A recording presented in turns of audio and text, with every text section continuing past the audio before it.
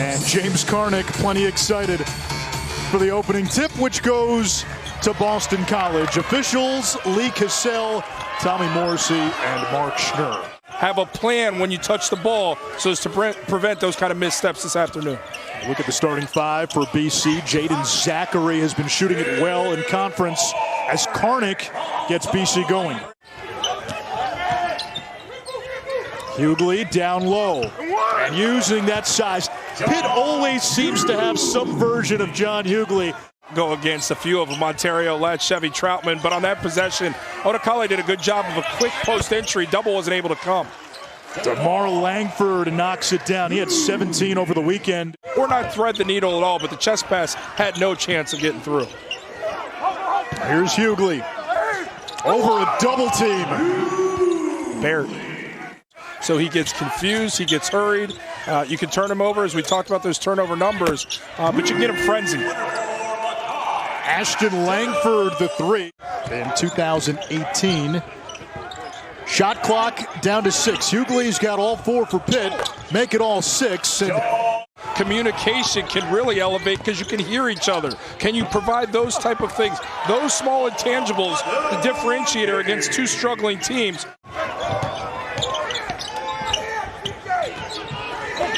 You got the angle, you got to get it down low. Hugley, the nice feed, and it's Burton for the finish. With a high IQ, felt the double team and knew somebody was open, competent cut, and is rewarded. DeMarr Langford, the turnaround jumper. But he doesn't get rushed. Finds Burton, Gee was open, Burton instead the turnaround. To try to get it to 23, a repost now, and it's Hugley from 15 feet away. He's got 8. Giving him a clear look at the hoop and a high percentage opportunity. He's made all 4 of his shots. He's also assisted on 2. Makai Ashton Langford. The basket counts. A rebound to TJ Bickerstaff, his uncle, the head coach of the Cavaliers.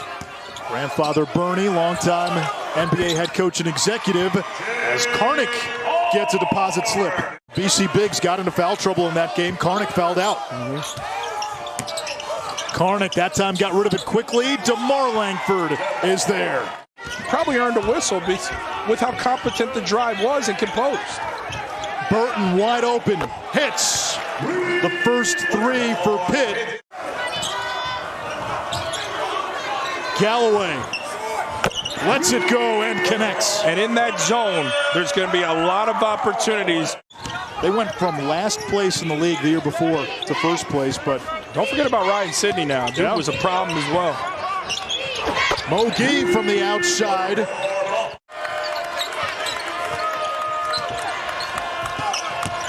Zachary driving around Burton. The basket is good. They gave him the continuation. Now you look at the last 2 drafts. A couple of years ago, it was Joe Burrow who went from, again, just a guy to the first overall pick. It was Zach Wilson last year and Kenny Pickett.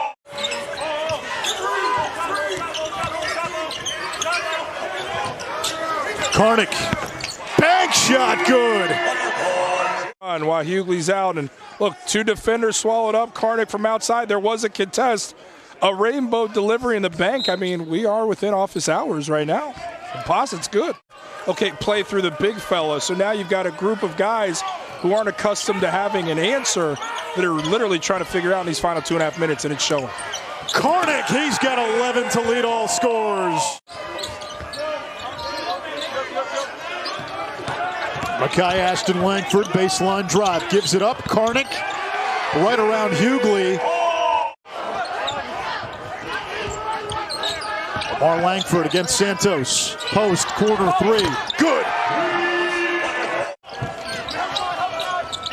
16-point advantage.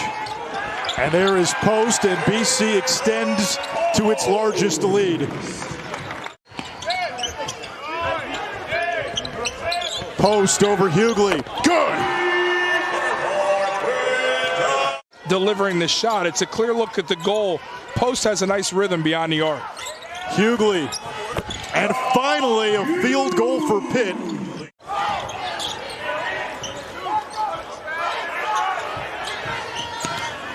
Burton down low, slips in for two. Might have traveled.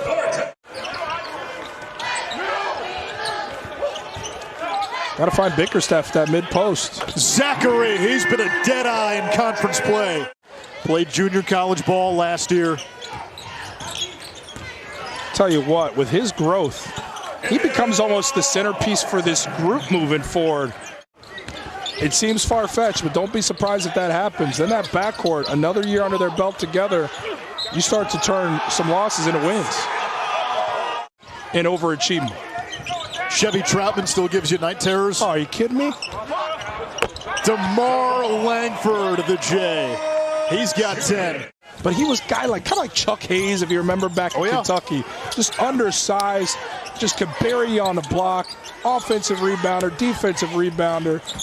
Great interior defender. Zachary lost it. Jeffress dives for it. Here comes Horton. In the corner, Key. And there's your king of Staten Island. Big time.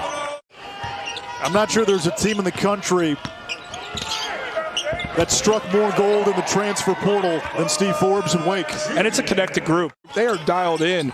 They are here to continue making those splashes this week in Brooklyn. I forgot to mention Jake LaRavia as Gee throws it down. It goes without saying he's a player of the year. Jake LaRavia checks so many different boxes for that group. Defender, rebounder, facilitator, scorer from all different levels. One thing we have seen with the Irish this year, on the days when the shots don't fall as Hugley thunders one home. Providing that competitive edge and defensive spirit. He's kind of the main defensive artery through which everything flows and provides that contagious mindset. And you mentioned P.J. Hall. He was hurt. He's been battling a foot injury all season, had missed 3 games, came back over the weekend. We should expect to see. And on the back end, they're stacked with blowout defeats. You're just not in the proper headspace coming out here that you're willing to compete, do what it takes for 40 minutes. This was a 2-point game with 4 minutes and change to go in the first half. John Hugley picked up his second foul. BC went on a 22-3 run.